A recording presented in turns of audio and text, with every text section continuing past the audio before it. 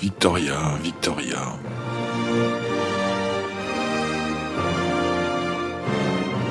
Comment t'oublier? Je ne le peux pas, je voudrais tellement t'avoir pour moi, mais le temps est contre nous.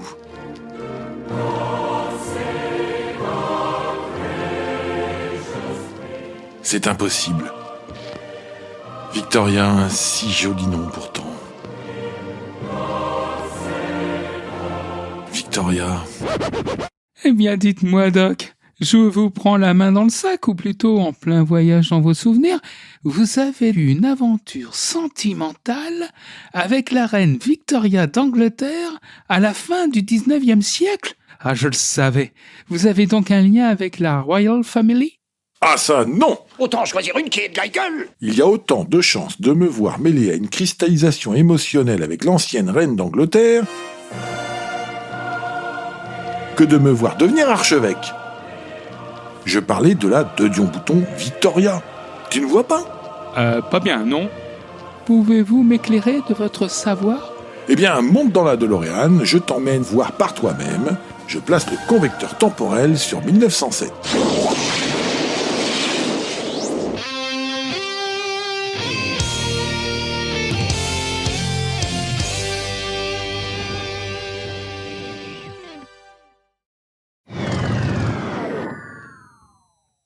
De Dion-Bouton, c'est la rencontre de deux personnages que tout semble séparer, comme dans les feuilletons télé américains, sauf qu'ici, on est dans la réalité et que ils sont trois. Ah, ça commence. Une sorte de ménage à trois.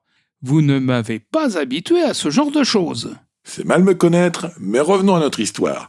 Le comte, qui devient par la suite marquis, Albert de Dion, est un grand homme à tous les sens du terme. Il a de l'élégance, fréquente le beau monde et mesure plus d'1m90. Il aime la vie, dépense sans compter et s'inscrit dans la vie mondaine parisienne de la fin du 19e siècle. Georges Bouton est en revanche un homme du peuple.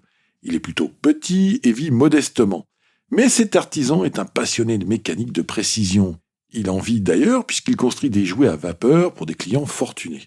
Parmi eux, le marquis de Dion, qui lui aussi est fasciné par la mécanique.